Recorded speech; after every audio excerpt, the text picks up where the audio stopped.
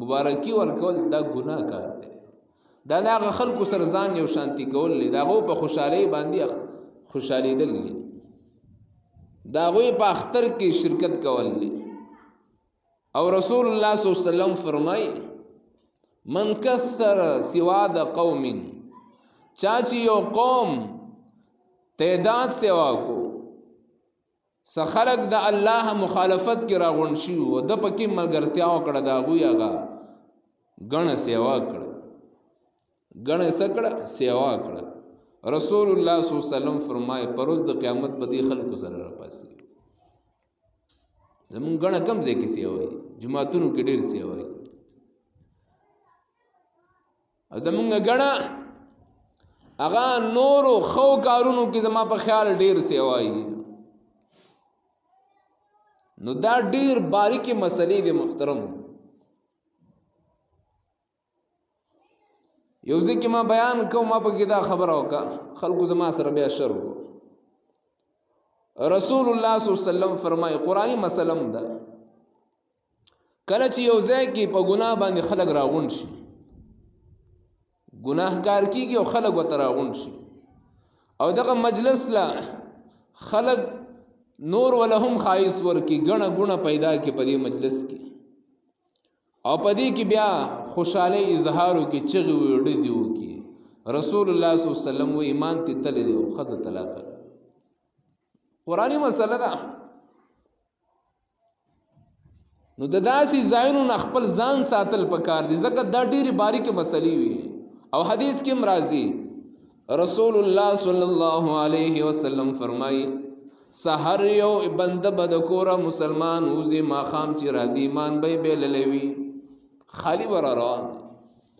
یا یو سړی دی ماښام کور ته کلي ته به را روان د ایمان دولت به ورسره وي، خو چې سحر کله د کلي نه د کور نه وځي ایمان دولت به یې بېللی وي.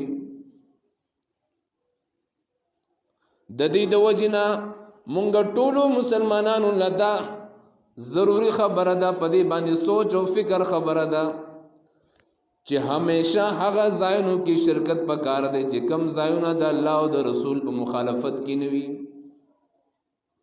الله او د رسول مخالفت کې نه وي، دا خو مونږ وایو چې مونږ زمونږ نه څوک څه خبر دي، بلکې الله جل جلاله فرمایي قرآن کریم کې الله وایي که تاسو یوازې روان یې نو دویم ورسره زیم، الله وایي که تاسو دوه کسان یې نو دریم زیمه، که تاسو څلور یې نو پنځم زیمه. وهو معکم اینما کنتم، الله وایي هر ځای کې زه ستاسو سره یم، تاسو چې هر ځای کې، الله پاک هر ځای کې بنده سره دی. بہرحال محترم مسلمانانو، وقت دا ډیر قیمتي شی دی. اصل کې مونږ د کال مبارکیانې ورکو 2023 ته که 22 ته چې شی 2023 مبارک شه. خو آیا ما او تا په دې باندې سوچ او فکر کړی چې دا 2022 چې ختم شو په دې کې زما نقصان سو شو ګټه سو شو؟ دا خو لاړو کنه، خو واپس اوس نه راځي. مونږ خو مبارکیانې ورکړې، مبارکیانې واغستې، خو په دې 2022 کې ما د الله نافرمانیانې څونه کړي دي او د الله د رضا کارونه ما څونه کړي دي. ځکه